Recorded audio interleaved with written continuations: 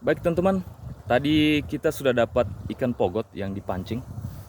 Nah, mari ini ya, ikuti saya. Saya akan mereview sedikit tentang ikan ini ya. Jadi ikan ini tadi sudah kita dapat, ini kurang lebih ada 20 menit yang lalu atau 30 menit yang lalu. Dan sekarang dia masih hidup. Ini contohnya ya. Ikan masih hidup dengan ciri-ciri siripnya masih bergerak teman-teman. Dan insangnya masih aktif. Kalau teman-teman bisa lihat dari situ, insangnya masih aktif. Dan ini sudah 20 menit yang lalu. Kurang lebih 20 menit yang lalu. Nah, ikan ini dia hidup di daerah atau di perairan yang ada terumbu karangnya.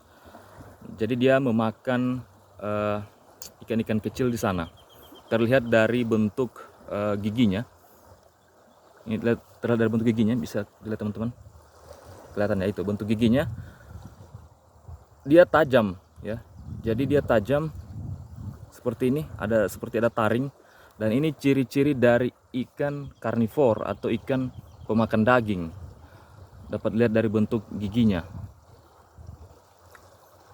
Dan kemudian secara morfologi atau secara bentuk luar ya, kita bisa lihat dia punya sirip ini, sirip ya, sirip bagian atas ini ada sirip punggungnya. Jadi dia ada terpisah ya. Bentuk siripnya cukup unik. Jadi ini cukup keras bagian atas ini, punggung ini. Jadi dia ada bentuk seperti ini. Ada yang tahu bentuk sirip punggungnya model apa? Silahkan di komen. Nah, seperti ini. Agak sedikit keras.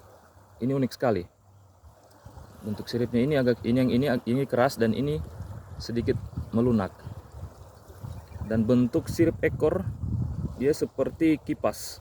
Warnanya ada yang berwarna orange, berwarna kuning. Kemudian dia memiliki sirip ini ya, sirip apa saya lupa namanya ini, bisa di komen ulang, di komen teman-teman. Sirip di bagian ini, bagian dada. Dan kemudian dia punya sirip juga di bagian belakang.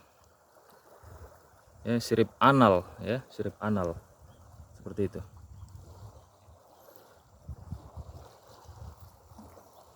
Bentuk atau warna tubuh dari ikan pogot ya, warnanya coklat kehitaman dan ada sedikit berwarna orange di bagian sini ya.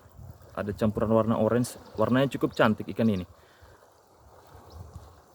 Kadang mereka gunakan ikan pogot ini sebagai ikan hias untuk di akuarium karena warnanya cukup eksotis atau cukup cantik warnanya.